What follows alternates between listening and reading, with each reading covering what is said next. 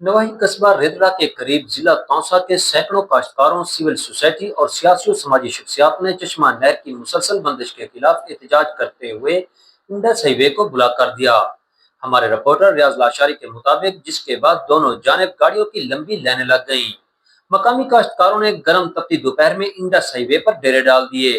कई घंटे तक ट्रैफिक जाम रहा। काश्तकार और दीगर मुतालबा कर रहे थे कि चश्मा राइट बैंक कैनाल में फौरी तौर पर पानी फराहम किया जाए ताकि उजड़ती हुई फसलों को बचाया जा सके।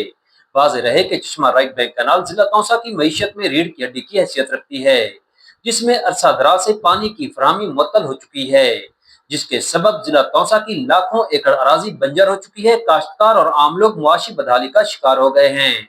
चश्मा नहर में पानी की अदम फराहमी का असर जहाँ इंसानों पर मनफी पड़ रहा है, वहीं जानवरों के लिए भी नुकसान का सबब है।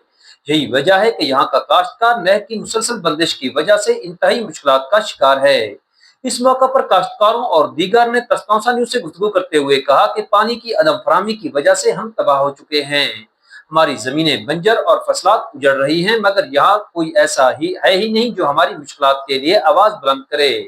उन्होंने वजीर आजम पाकिस्तान, वजीर आला पंजाब, वजीर आला KPK से चश्मा नहर में पानी की फौरी फराहमी का मुतालबा किया है।